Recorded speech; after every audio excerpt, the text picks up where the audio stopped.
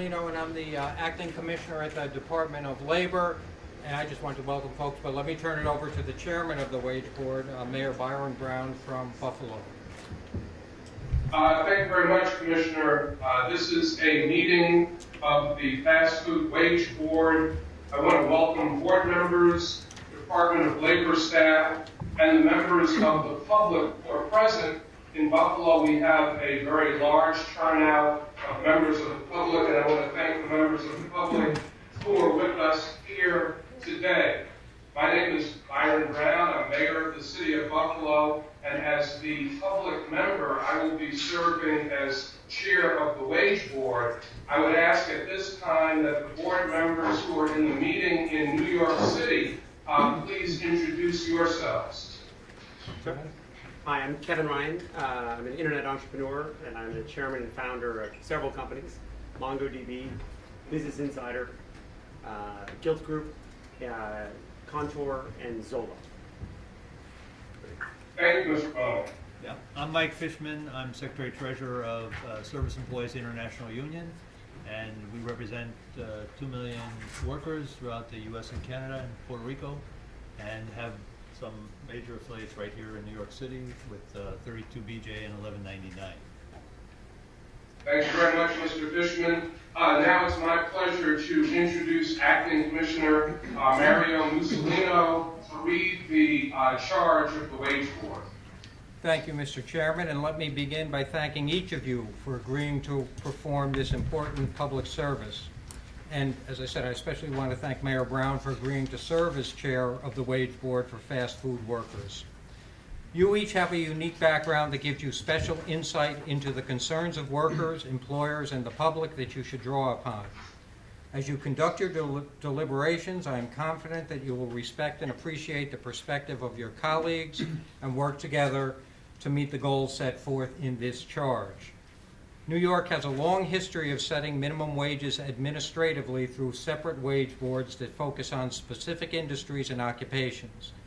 Among the first wage boards to be convened in New York was a wage board for the restaurant segment of the hospitality industry, convened in 1939 under New York's minimum wage law of 1937.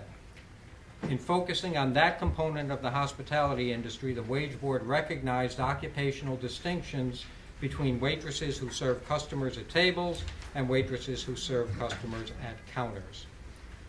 I am convening this wage board today to focus on that segment of the hospitality industry commonly referred to as fast food chains, and on the workers they employ to prepare food and serve customers. For purposes of this wage board, the term fast food chains refers to limited service restaurants where customers order at the counter and pay in advance, which are large chains with multiple locations nationally, and the term fast food worker refers to the workers who prepare food and serve customers at such establishments. My decision to convene this wage board was based on data and studies that indicate that 60% of fast food workers in New York are in families enrolled in at least one public assistance program, and that nationally fast food workers are twice as likely as all other workers to be in families that receive public assistance. In New York, 75% of fast food workers earn wages at the lowest level reported, that's $9.25 per hour or less, in occupational employment statistics surveys. Nationally, nearly half, or 46% of fast food jobs provide between 20 and 35 hours per week, and 87% of fast food workers do not receive health benefits. In light of the above, I am hereby convening this wage board under Section 653 sub 1 and 659.1 of Article 19 of the New York State Labor Law to inquire into and report and recommend adequate minimum wages and regulations for fast food workers in fast food chains. The minimum wage orders protect the most vulnerable workers. Also, by setting common rules for all businesses in the affected industries, they also help to prevent unfair competition by a drive to the bottom in labor costs. Here is the issue that you should investigate and report back to me on, together with any recommendations you may make. What should the minimum wage be for fast food workers? I have already determined that a substantial number of fast food workers are receiving wages insufficient to provide adequate maintenance and to protect their health at the current minimum wage rate of $8.75 this year and $9 starting December 31st, 2015. I ask you to inquire into and report and recommend adequate minimum wages and regulations for fast food workers in New York. The legal standards. The standards that apply to your review and recommendations on this issue is as follows. Labor Law 654. Basis of changes in minimum wage. In establishing minimum wages and regulations for any occupation or occupations pursuant to the provisions of the following sections of this article, the Wage Board and the Commissioner shall consider the amount sufficient to provide adequate maintenance and to protect health, and in addition, the Wage Board and the Commissioner shall consider the value of the work or classification of work performed and the wages paid in the state for work of like or comparable character. The stated purpose of this statutory scheme is to eliminate as rapidly as practicable, without substantially curtailing opportunities for employment or earning power, the employment of persons in occupations in the state of New York at wages insufficient to provide adequate maintenance for themselves and their families. As the legislature explained, Labor Law 650, Statement of Public Policy, there are persons employed in some occupations in the state of New York at wages insufficient to provide adequate maintenance for themselves and their families. Such employment impairs the health, efficiency, and well-being of the person so employed, constitutes unfair competition against other employers and their employees, threatens the stability of industry, reduces the purchasing power of employees, and requires, in many instances, that wages be supplemented by the payment of public monies for relief or other public and private assistance. Employment of persons at these insufficient rates of pay threatens the health and well-being of the people of this state and injures the overall economy. We at the Department of Labor will endeavor to provide you with information you need to assist in your deliberation. Pico Benamatz, who is our General Counsel at the Department of Labor, will serve as the Board's Secretary and will be your first line of communication with the Department and will be available in connection with legal issues. Bowden Winnick and his staff in our Research and Statistics Division will provide you with available research material. In addition to these resources from within the Department, the Board may also consult with employers and employees in any of the occupations that are affected by the wage orders being reviewed, as well as their representatives. The Board may also consult with other persons who can share valuable information on the topics you will be discussing, such as academics, economists, researchers, or others. The time you have to do your work is limited. The law requires the Wage Board must hold public hearings and report back to me within 45 days of its establishment today. I understand you have scheduled public hearings in Buffalo, New York City, Long Island, and Albany to allow interested parties to express their opinions with regard to the various issues you will consider. At the conclusion of your fact-finding and deliberations, the Board will issue its report and recommendations on the question posed in this charge. This report and recommendations may be submitted only after a vote of not less than a majority of all members in support of the report and recommendations. I charge you to provide us with an understanding of what minimum wage means in today's fast food industry. I hope you're inspired by the importance of your mission to the people of New York, now and in the future. Again, thank you for undertaking this vital task. Be assured that the Department is committed to providing you with whatever assistance you need to fulfill your purpose. And again, thank you and good luck. Mr. Chairman, that's the charge to the Board. Thank you very much, Commissioner. Next on our meeting agenda is a review of the Board authority and timeline, and that will be provided to us by Board Secretary Pico Benamatz, and it's my pleasure to introduce Secretary Benamatz at this time. Thank you, Mr. Chairman. So, Assistant Commissioner Mussolino has already gone through many of the provisions of the law. I won't repeat them. In general, we've got the Board has 45 days, and during that 45-day time period, they're to hold multiple hearings. At least 2 are required by the statute. I understand the Board intends to hold 4 public hearings in Buffalo, New York City, Long Island, and Albany. The recommendations to the commissioner are expected by July.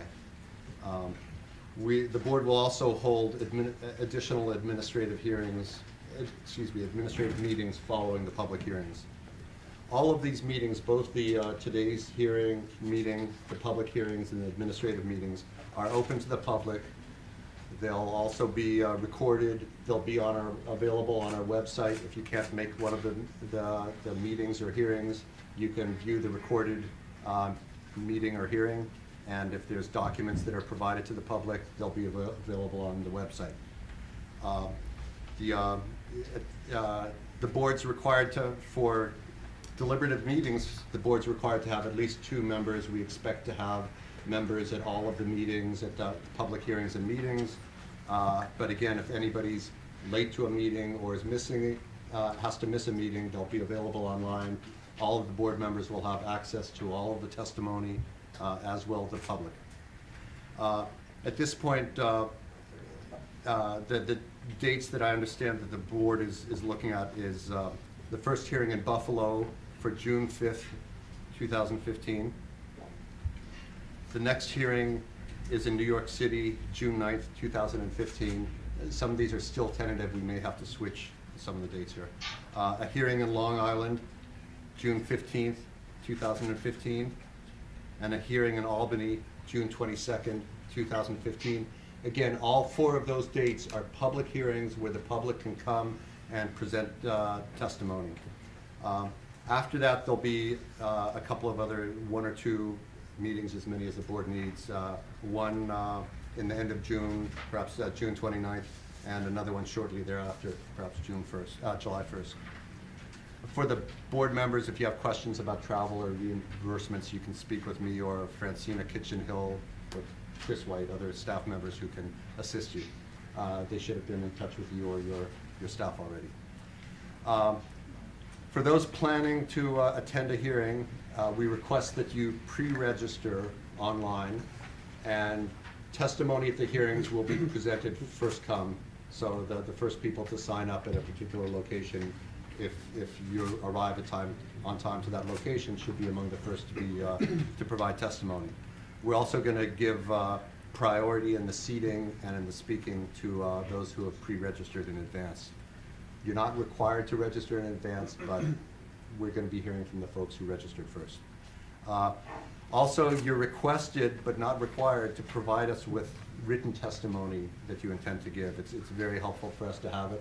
Also, if you can't make it to one of the hearings, but you'd like to provide information to the board, you can simply submit written testimony. And again, all of that, either live testimony or written testimony, will be before the board as it makes its deliberations. Given the number of people we anticipate and the length of the meetings, we anticipate that the oral presentations will be limited to 5 minutes each.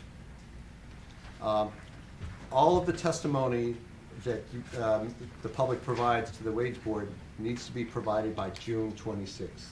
So you have plenty of time to sign up to pre-register, submit your written comments, but it needs to be done by June 26th. Okay, and the testimony, so I'll give you one email address for submitting testimony to the board. This information will be online, but the address is wageboard@labor.ny.gov. The shorter link to the page where we'll have all the information will be our agency website, which is labor.ny.gov, and then it'll be /fast food wage board. So all one word, fast food wage board. And Mr. Chairman, that concludes my remarks. Thank you very much, Mr. Benamatz. Now let me introduce James Brown from Research and Statistics, who will provide us with a presentation of relevant research and statistical information for the charge of the wage board. Ms. Brown? Thank you. Odin Winnick, the acting director of the Research and Statistics Unit, asked his staff to put together some snapshots of the information that's available to give you a picture of what the limited service restaurant industry looks like. It is included in your handout. prepared for minimum wage board, a briefing document. We brought 4 different pieces of information here. The first one is essentially an industry snapshot.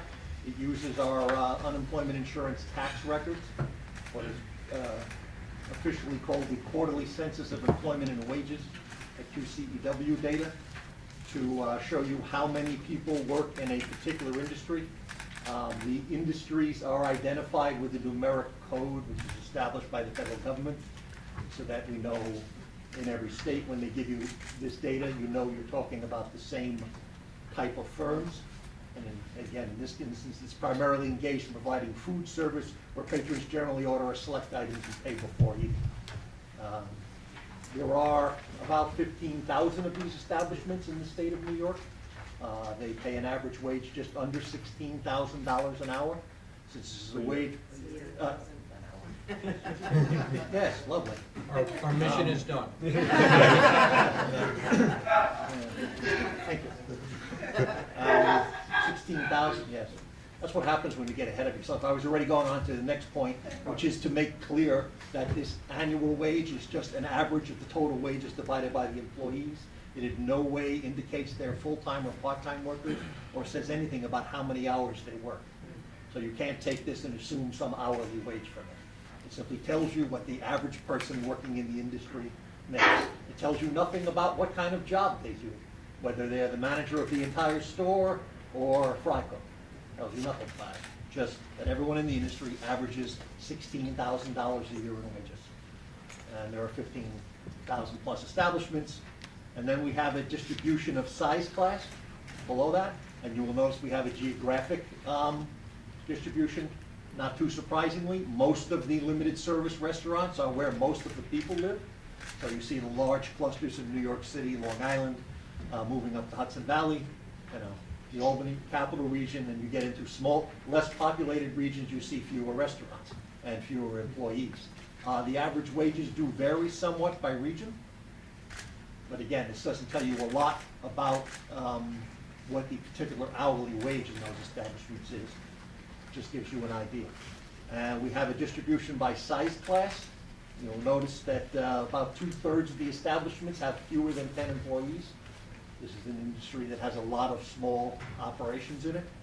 And there is not a really large variance in the average annual wage, except the very biggest units tend to pay somewhat more. But other than that, you see a very tight range in the between maybe $14,000 and $16,000 a year for the average wages between units that have 100 people and units that have 5 people. You don't see a lot of variance. The second data set we provided you with is what's called Occupational Employment Statistics. It gives you, it's primarily intended to give you wage data. A look at what the wages are for different occupations. The median wage, the wage that, and this is hourly wage data here, the median wage that all the people working in this fast food restaurant industry make is just over $9 an hour. You will note if you look down the occupational table, with the exception of some of the supervisory jobs, the occupations are very tightly clustered within about 50 cents of the current minimum wage. So this is an industry where most of the workers currently make just about minimum wage. And obviously when the minimum wage goes up, these numbers move somewhat. But you see very little variation in median wage between the different occupations in these industries, unless you take on a supervisory role. This data, again, I should make clear with this data, you can get the same data for any state in the country. It is available on a regional basis. This is collected through joint federal-state programs. So the federal government, in large, sets the rules, and all the states follow the rules of the data gathering. This is not data that's going to vary in how it's calculated from region to region or state to state. It's essentially the national source for occupational wages, and it's used in a variety of programs. somewhat a future fast food. Characteristics of fast food workers. We do, I mean, that's one of the other questions. We've given you all this data about how many people there are working in the industry and what they make, but it tells you nothing about them other than that there's a person there making a wage. It doesn't give you their age, education, anything else. There is a Longitudinal Employer Dynamics Survey. It's a long name for essentially a federal clearinghouse of data, where they take as many data sources as they can get, combine them together to try and attach characteristics such as age, educational attainment, race, gender, to specific workers. And obviously, the individual level records would be highly confidential, but in aggregate, they can be used to take a snapshot of any particular industry. And for New York State, we have both the fast food workers and all workers. You will note that over half the workers in this industry are over 25. So you commonly hear that there are, it's a teenage industry, it's only teenagers, but in fact, over 50% are 25 and up. It is relatively evenly split between men and women. And when you look at the educational attainment, now educational attainment is limited to those who are at least 25. Essentially, we want to measure what education you've got after you've had time. If you're 15, there's a pretty good chance you're not going to have a college degree. So if you look at the educational attainment, 25 and up, again, you will notice almost half the workers have some college. So this is not an industry just of people who are in high school or something, or have never completed any formal education. This is fairly recent data. This is from 2013. All these data series are the most currently available, and mostly you're looking at 2013 or 2014 data. So you're not, you don't have a problem if the data is old. And then some information has been provided on a variety of income levels. First, the income levels that are used, poverty guidelines by various programs. There's the 100% poverty level, and obviously poverty level and annual income poverty level would vary based on family size. So someone who also has a child would need more money to support themselves than a single individual. And there's the 100% of poverty level and the 200% of poverty level, and then a series of hourly wages that are used by different government programs to determine eligibility. And this is just to give you an idea of the wages that are commonly used that essentially say you are poor, you are in poverty status. But as was mentioned in the charge, many people who earn more than the poverty level are not able to support themselves without government assistance.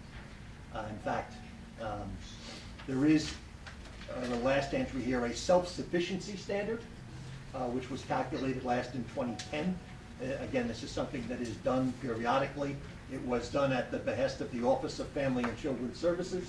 It was presented to the state legislature. It has been done for other states and other cities. It attempts to calculate what you would actually need to support yourself without any government assistance, without housing grants, without the SNAP program, without obviously any TANF monies, any government programs beyond the tax credits that are available to all working people. So there are child tax credits, there are earned income tax credits. It doesn't set those aside. It assumes if you're working, you would be eligible for those. But it does make an effort to figure out how much you would need for housing, how much you would need for child care, how much you would need for transportation, groceries, what you would end up having to pay out of that in taxes, and in essence, how you would be able to live. And it uses a variety of data sources, many of which are actually parts of other federal programs. For instance, it uses rental data prepared by HUD, Housing Urban Development, or every year to give you an idea of what the median rent is in an area. And it assumes that if you were actually attempting to support yourself you would have to be able to pay at least 40%, what they call the 40th percentile, so you would have to be able to pay a rent equivalent to the lowest 40% of rents available in that area. And the same thing with housing, with food costs, with transportation costs. The transportation costs, they assume mass transit if mass transit is widely used, and by widely used, they assume 7% of the workforce uses mass transit. So in New York City, the wage standard would assume that you use mass transit to get to and from work. In areas where there was limited mass transit, they would assume you have to have a car. If you're going to travel any significant distance to work, you would need a car. So there are assumptions made about the cost of insurance, gas, whatever else. And it all goes into determining how much money you would need to make in different counties, in this case, to actually fully support your family. And the charts are here are for family size of 2, family size of 3, and family size of 4. Standard family size of 2 would be a head of household. Child care, of course, is a huge issue in this, and although there are child care tax credits available, again, they're using actual federal estimates that are used toward child care assistance that is given. Federal estimates that are used about how much child care costs in different areas as part of this model. So this gives you an idea of what you would actually need to earn hourly if you had a full-time job to support yourself without the various government assistance programs having to step in. And you'll see it varies somewhat, but very few areas are below $15 an hour. Most of the upstate areas are in the 15, 16, 17, and some examples have given. And then as you come downstate, it moves up from there. And obviously, it depends on family size, but it gives you, an idea of what you would actually need to earn if you were not going to be receiving government assistance to support yourself. And I think those are the 4 data sources. The division, of course, is willing to provide more information about this. We are available as a resource to the board if they have questions or they want us to look into other aspects of the industry or let them know what other data is available. But these are 4 good pictures of that industry.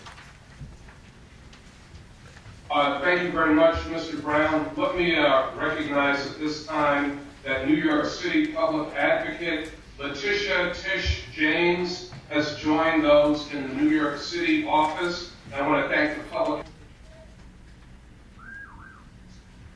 I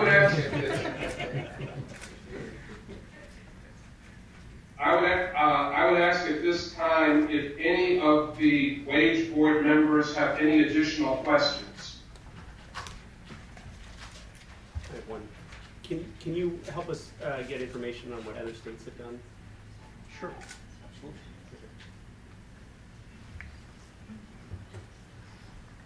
All right, seeing, I have yes, another- Mr. Yeah, I mean, first, I think it's great that you provided this information. I think what Kevin said, we need the information from other states, and then we also need to think about the definition of who's going to be involved, which workers are covered, and I know you guys have done work on that, but I think we'll have to have some real conversation about that as well. Sure.